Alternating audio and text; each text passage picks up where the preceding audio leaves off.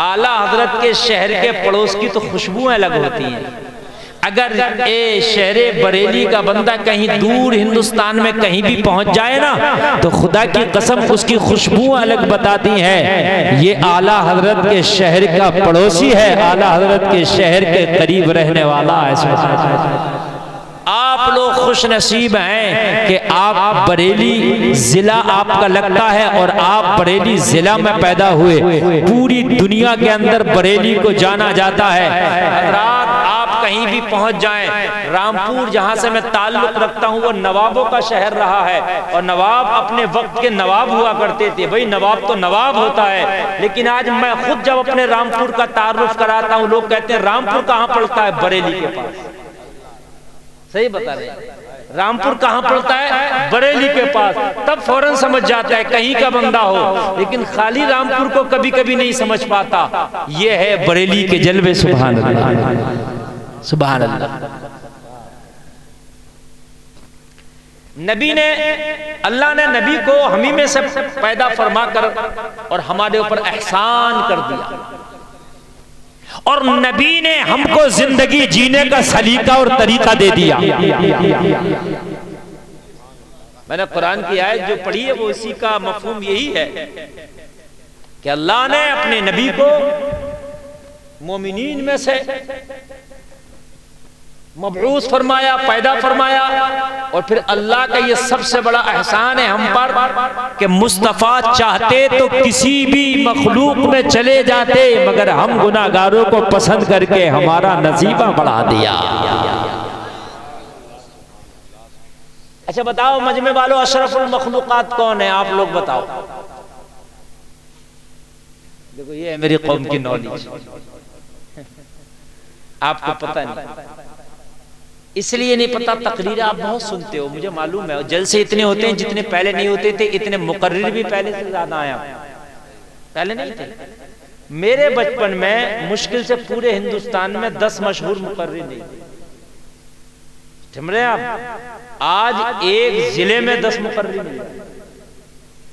بہت جلسے ہوتے ہیں, لیکن وجہ کیا ہے؟ جلسوں کو دل سے نہیں سنا جاتا, توجہ سے نہیں سنا جاتا. جتنی دیر مزہ آ رہا سن لیا, جتنی دیر مزہ نہیں آ رہا چاہے کتنی کام کی بات بتا رہا نہیں سن. اعلیٰ حضرت کا وہی کلام ایک سادہ آواز والا پڑھے نہیں سنے گا, اور وہی اعلیٰ شاعر پڑھے جو بہت ٹاپ کا شاعر آیا اور بہت خرچہ کر کے واہ واہ مزہ آ گیا. کلام وہی ہے, کلام تو وہی ہے, میں غلط نہیں کہہ رہا ہوں.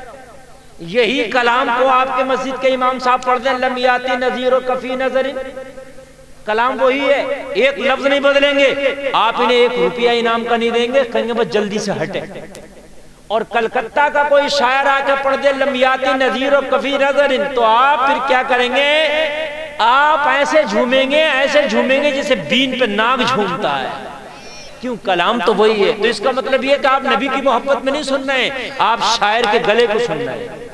اگر نبی کے محبت میں آپ سنتے تو اس کلام کو, آواز کو نہیں دیکھتے, آپ کلام کو دیکھتے. آپ یہ نہیں دیکھتے کہ پڑھنے والا کون ہے, بلکہ یہ دیکھتے کہ پڑھ کیا رہا ہے. حقیقت بتانی, یہ کمی آئی ہے میری قوم میں, یہ کمی ہے میری قوم میں.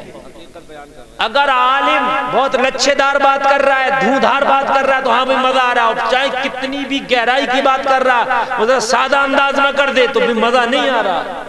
تو اس کا مطلب کیا ہے؟ آپ قرآن و حدیث سننے نہیں آئے, آپ دین سننے نہیں آئے, آپ اللہ اس کے رسول کے فرمان کو سننے نہیں آئے, حدیث مبارکوں کو سننے نہیں آئے, آپ مقرر کے انداز اس کے گلے کو سننے آئے. حقیقت بتا رہا ہوں. اسی لیے جلسے بہت ہوتے ہیں ہمارے ہاں, لیکن جلسے اتنے ہونے کے باوجود بھی اگر مسجد میں 10 نمازی ہیں تو 11 نہ ہو سکے. اتنے جلسے ہونے کے بعد اگر گاؤں میں 10 شرابی ہیں تو 9 نہ ہو سکے.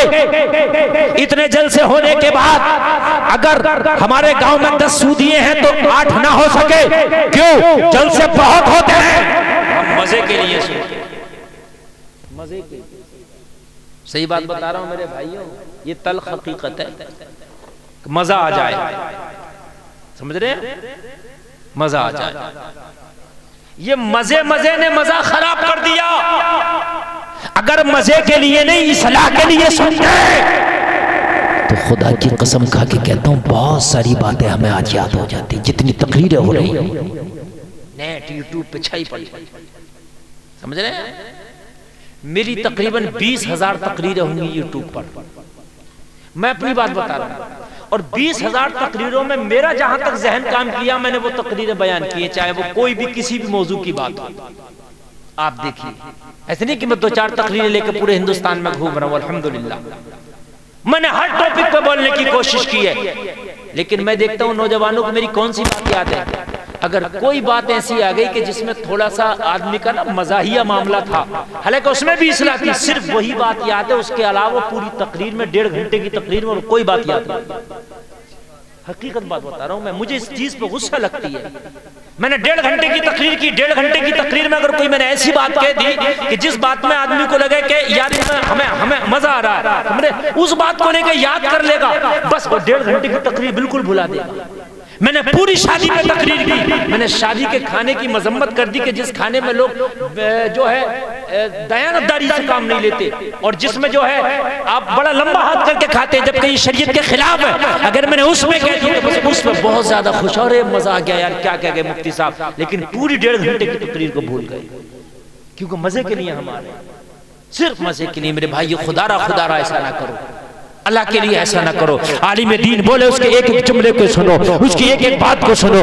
بولنے والا عالم چھوٹا ہو یا بڑا ہو، بولنے والا مسجد کا امام ہو یا کہیں کا آنے والا مفتی ہو، دیکھو وہ بول کیا رہا ہے، پتہ نہیں کس کی بات آپ کے دل پہ گھر کر جائے، اور اگر دل پر گھر کر جائے، ایک ہوتی ہے دل لگی، ایک ہوتی ہے دل کی لگی، اگر دل کو لگ گئی تو تیری دل کی دنیا بدل جائے گی۔ جس دن تیرے دل نے ٹھان لی کہ میں نے اس پہ عمل کرنا ہے، اگر اس بات پہ عمل ہو گیا تو رب کعبہ کی قسم زندگی بدل جائے گی۔